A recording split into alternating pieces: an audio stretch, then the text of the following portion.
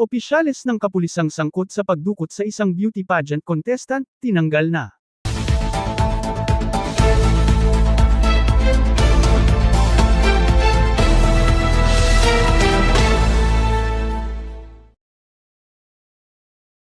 Bago tayo magpatuloy, huwag kalimutan mag-follow, mag-like, at i-share iyong aming Facebook page. At huwag din kalimutan mag-subscribe sa aming YouTube channel, ang Serbisyo Balita Live Online.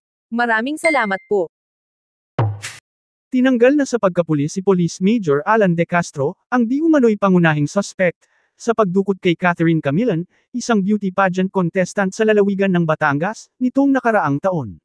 Batay sa mga circumstantial evidence na nakalap ng CIDG Region 4A, at testimonya mula sa mga di umano'y testigo o nakasaksi sa mga pangyayari, naglabas ng kautusan ng pamunuan ng National Police na patawan ng dismissal sa serbisyo si De Castro.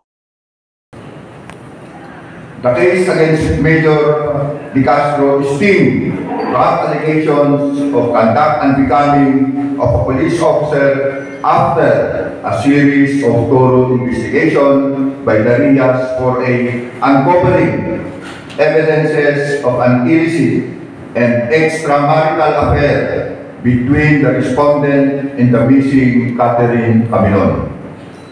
Police Major De Castro's dismissal serves as a significant step in ensuring that individuals entrusted with the responsibilities of safeguarding our people are held accountable for their actions. Binigyan naman ng 3 araw ang opisyal ng kapulisan na umapila tungkol sa kanyang pagkakatanggal. Ayon naman kay Police Brigadier General Paul Kenneth Lucas, ang PNP Regional Director ng Calabarzon Region 4A, kahit na-dismiss na sa pagkapulis si De Castro bilang kaparusahan sa kinaharap na administratibong kaso, tuloy pa din ang kanilang pagtutok sa criminal case na kinakaharap ng nasabing opisyal ng kapulisan. Good morning, Sir R.D. Ngayon na-dismiss na po sa serbisyo si Major De Castro. Maaasahan po ba natin na uusad ang kaso?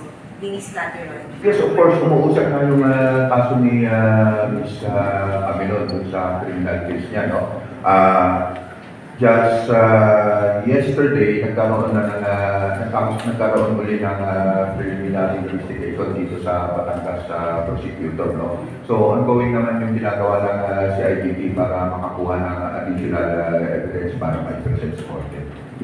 Ayon naman kay Police Major Nilo Moralios, ang Assistant Regional Director na kumatawan sa CIDG Regional Office, bagamat nakamonitor sila sa kilos ni De Castro, ay wala sila sa posisyong arestuhin ito at maghain ng hold departure order sa immigration hanggat walang naisasampang formal na kasong kriminal laban sa opisyales ng kapulisan.